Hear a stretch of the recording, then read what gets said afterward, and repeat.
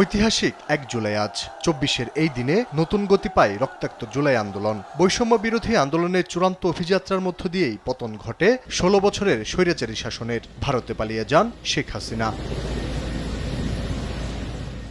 জুলাই আন্দোলন সূচনার দ্বিতীয় বর্ষপূর্তিতে নানা কর্মসূচি পালন করেছে বিভিন্ন রাজনৈতিক দল ও সংগঠন। বুধবার রাজধানীর রায়ের বাজারে জুলাই গণঅভ্যুত্থানে শহীদদের গণকবরে শ্রদ্ধা জানান জাতীয় নাগরিক পার্টি এনসিপি।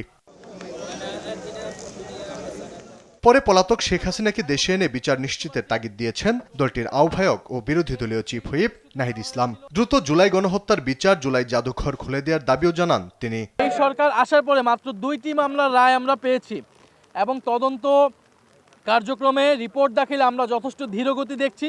ফলে আমরা আশা করব যে সরকার এবং ট্রাইব্যুনাল দ্রুত সময়ের মধ্যেই বিচার নিষ্পন্ন করবে এবং জুলাই গণঅভ্যুত্থান জাতীয় জাদুঘর যেটা, সেই জাদুঘর খুলে দেওয়া হচ্ছে না।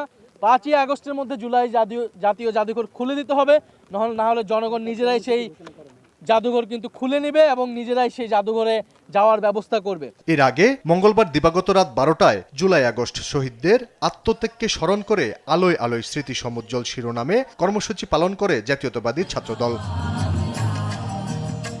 এ সময় পরাজিত ফেসিবাদের দোসরদের রুখে দিতে জুলাইয়ের চেতনাকে বাঁচিয়ে রাখার আহ্বান জানান বিএনপির সিনিয়র যুগ্ম মহাসচিব রুহুল কবির রিজভী। কোন শক্তির যাতে আর আগমন না ঘটতে পারে, তাই তাদের স্মৃতি একটি মাসের জন্য নয়, একটি দিনের জন্য নয়।